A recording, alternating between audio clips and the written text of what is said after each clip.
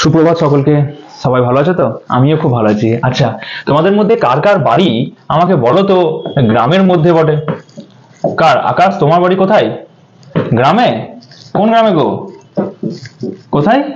রাজনগর? বাহ বাহ বাহ বাহ। আচ্ছা, খুব ভালো। তাহলে আমি এখানে একটা ছবি আঁকবো, ঠিক আছে? তোমরা সবাই দেখবে তো এটা কিসের ছবি, আমাকে জানাবে, ঠিক আছে? দেখো তো ছবিটা দেখে তোমাদের কি মনে হচ্ছে?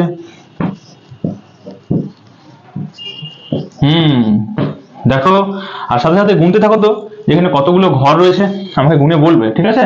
একসঙ্গে গুনে বলবে যে কতগুলো এখানে ঘর তোমরা এখানে দেখতে কি করছো, পাচ্ছ, ঠিক আছে? দেখে বলো কতগুলো ঘর দেখতে পাচ্ছ এখানে। বলো বলো বলো। হ্যাঁ, নিজের খাতায় গুনে গুনে প্রত্যেকে একটা তোমার কি করো, এই যে আমি ছবিগুলো আঁকছি না, এইরকম তোমরা চেষ্টা করো যে একটা ছবি ছোট মতো আঁকার। হ্যাঁ, দেখো তো আঁকতে পারছো কিনা তোমরা, নিজের ছবি আঁকতে পারছো কিনা। আচ্ছা, বেশ, আমার ছবি আঁকা তো হয়ে গেছে, ঠিক আছে? এবার আমি তোমাদেরকে এখান থেকে কি করব, দু একটা প্রশ্ন করব। বলো তো এইখানে কতগুলো ঘর আছে, কেউ কি মনে বলো, গোনো গোনো কতগুলো ঘর আছে দেখতে পাচ্ছ? 1 2 3 4। বাহ, খুব ভালো। এখানে দেখো তো কতগুলি গাছ আছে বলো তো আমাকে, কতগুলো গাছ আছে?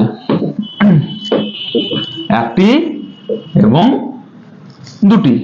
বাহ, খুব ভালো। বলতে পেরেছো তোমরা যে কতগুলো গাছ আছে, ঠিক আছে? এখানে আমাদের পাহাড় আছে, আমাদের কি রয়েছে, একটা এখানে রাস্তা রয়েছে, তাই তো? আর আমি কিছু পাখি এঁকে দিলাম, তাই না? ছোট্ট গ্রাম মনে হচ্ছে দেখে এখানে। বেশ, ঠিক আছে। তাহলে এই যে এই ধরনের আমাদের ছোট্ট গ্রাম রয়েছে এবং তোমরা অনেকে গ্রামে থাকো, তো সেই নিয়ে আমাদের একজন কবি আছেন তিনি কি করেছেন, একটা কবিতা লিখেছেন। তো প্রথমে আমরা সেই কবিতাটাকে আমরা পাঠ করবো আজকে, ঠিক আছে? মজার ছলে পাঠ করবো, আমি যেমন অভিনয় করবো সেভাবে তোমরা পড়ার চেষ্টা করবে, ঠিক আছে? চলো দু একজন এখানে চলে এসো তো এখানে। হ্যাঁ, এসো। বেশ, এখানে দাঁড়িয়ে যাও। চলো আমরা অভিনয় করি, ঠিক আছে? বেশ, যে কবিতাটা তিনি লিখেছেন সেই কবিতার নামটা বই লিখে লিখে দেবে একবার বোর্ডে আমাদের। চলো লিখে নি। কবিতার নাম কি? কবিতার নাম হচ্ছে আমাদের, বলো কি নাম? আমাদের, হ্যাঁ, গ্রাম। বাহ, খুব সুন্দর বলেছো, আমাদের গ্রাম। চলো এইবার কবিতাটা আমরা পাঠ করি, ঠিক আছে?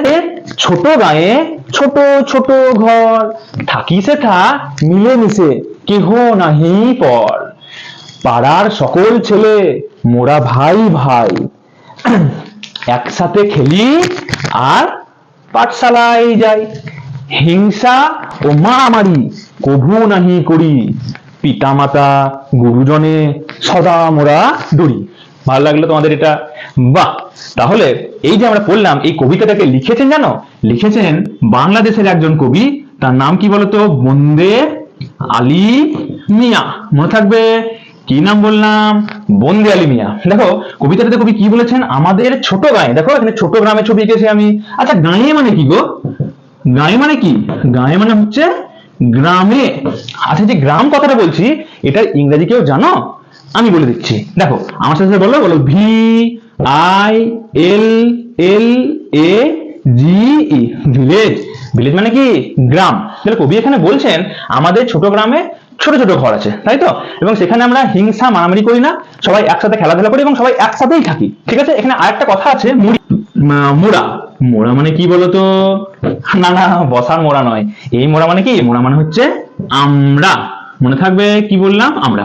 হ্যাঁ, তাহলে এই যে আমরা এখানে এই কবিতাটা পড়লাম, এর মধ্যে আমরা কি জানতে পারছি বলো তো? বলো বলো, কেউ একজন বলো। হ্যাঁ, তুমি বলো।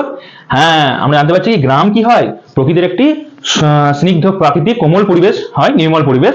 সেখানে কি থাকে? সবাই মিলেমিশে থাকে, কোনো হিংসা মারামারি থাকে না, এবং আমরা সবাই কি করি? গুরুজনদেরকে শ্রদ্ধা করি, তাই তো? সম্মান করি। মনে থাকবে? তাহলে প্রত্যেকে কিন্তু এই জিনিসগুলোকে মেনে চলবে, তাই তো? ঠিক। বেশ, চলো আজকে আমাদের এইটুকুই আমরা থাকলাম বা পড়লাম, পরের দিন আমরা বাকিটা কি করবো? পড়বো, ঠিক আছে? বেশ, ধন্যবাদ।